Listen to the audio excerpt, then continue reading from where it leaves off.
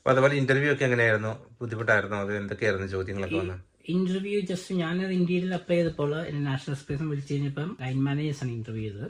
Interview ചെയ്ത് അവർ നമ്മൾ ആദ്യം ബേസിക് നോക്കുന്നത് നമ്മുടെ കമ്മ്യൂണിക്കേഷൻ, നമുക്കൊരു minimum level of amount of communication നമുക്ക് ചെയ്യാൻ കഴിയുന്നുണ്ടോയെന്നും പിന്നെ എന്താണ് നമ്മുടെ ആറ്റിറ്റ്യൂഡ് എന്ന് അത് മാത്രമാണ് അവർ ചെക്ക് ചെയ്തത്. അതായത് നമ്മുടെ ബാക്ക്ഗ്രൗണ്ട് വേറെ ഒന്നും നോക്കുമോ, നിങ്ങൾക്ക് ഡ്രൈവ് ചെയ്യാൻ കഴിയുമൊന്നുമല്ല.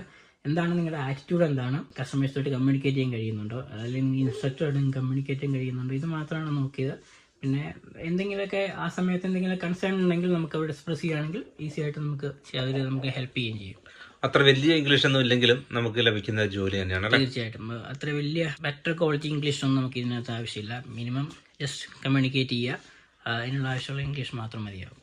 പിന്നെ പാസഞ്ചേഴ്സുമായിട്ട് നമ്മൾ യാത്ര ചെയ്യുമ്പോൾ ഹെൽത്ത് ആൻഡ് സേഫ്റ്റി ആണ് ഏറ്റവും പ്രധാനമായിട്ട് അവർ കണക്കാക്കുക. അപ്പോൾ അതനുസരിച്ച് സ്പീഡ് ലിമിറ്റ് റൂളുകളെല്ലാം കറക്റ്റായിട്ട് ഫോളോ ചെയ്ത് വേണം നമ്മൾ ഈ വാഹനമൊക്കെ ഓടിക്കാൻ അല്ലേ? തീർച്ചയായിട്ടും നമ്മളിപ്പോൾ ഒരു രാവിലെ ഡ്യൂട്ടിക്ക് ചെയ്യുന്നതിന് മുന്നേ വണ്ടി